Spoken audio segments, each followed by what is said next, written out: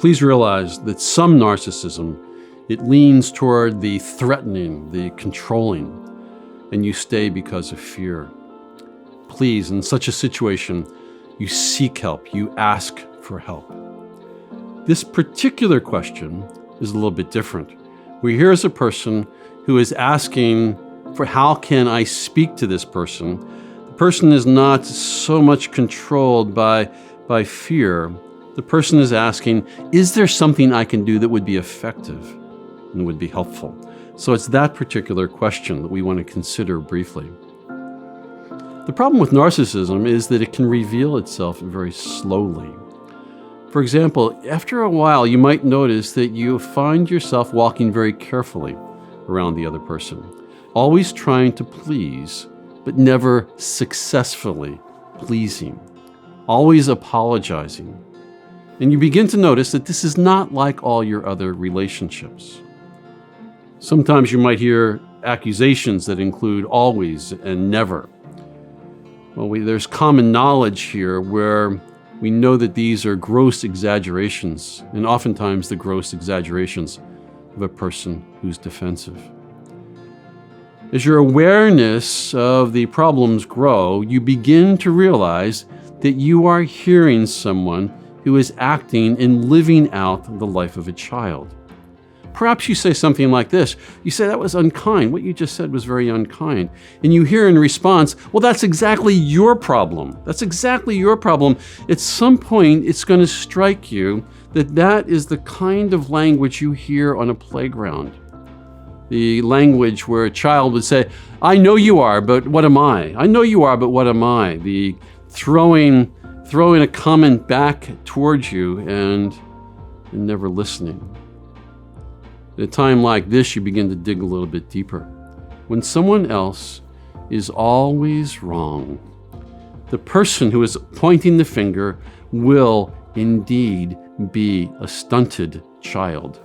We learn through our mistakes more than we learn through our successes.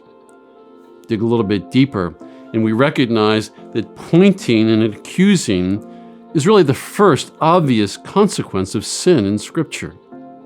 On the other hand, asking forgiveness is a sign that you do indeed belong to Christ. Let me bundle these concerns in perhaps a simple way. Love listens to what is on another person's heart. Self-centeredness, for example, the self-centeredness of a child, will simply repeat to you that you did not give him or her the ice cream that he or she wanted. So going back to the question, it's a good question. How do you speak to a person who is a narcissist? It's an important question because if you can, you want to be able to say something. This is not going to fade over time.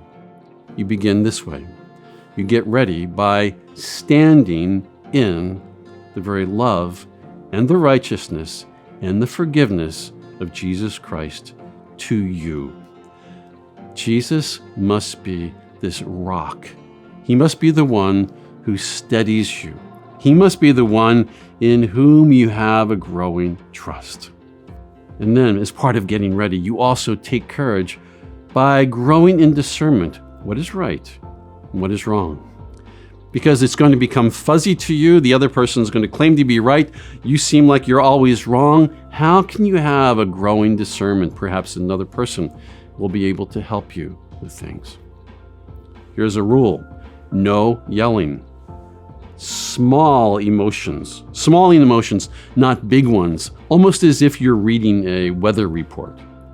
Large emotions will end up distracting from the words that you're trying to say. So the first thing you do is you prepare yourself, and that is essential to the process of speaking in a way that may possibly be effective. Second thing, assume that the other person has no idea what you are talking about, as if relationships are a foreign language to this person. Assume that they have no idea what you are talking about, as if you're speaking a different language.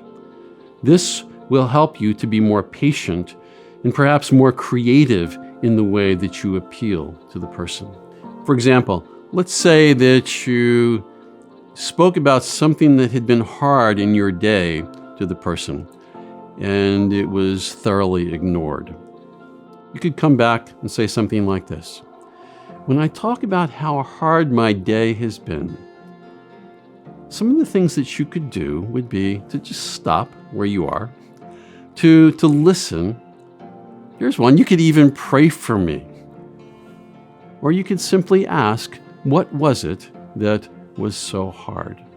You could say something like this: when you love someone, when they say something is hard, you stop and you try to listen. Perhaps you say, I'm sorry that you had a hard day. Or further in, there are times when you have had hard days, but it's been hard for you to talk about it. It's hard for you to talk about your fears and your sadness. Perhaps you are concerned that you would feel too weak if you said those things. Instead, did you know that when you speak about the things that are hard in your life, it's a way of drawing me closer? But oftentimes, your words during those hard times are words that accuse and push me away.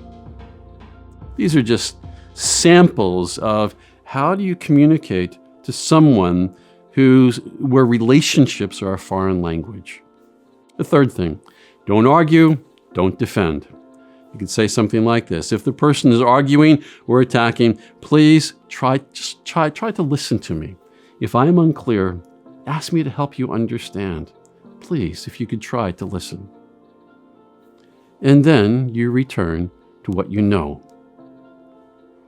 Perhaps you ask how you can pray for the person. How can I pray for you? And you yourself, you insist that the Spirit gives you strength as you stand in the love of Christ. You stand in His righteousness rather than your own, and you know of your forgiveness of sins in Jesus.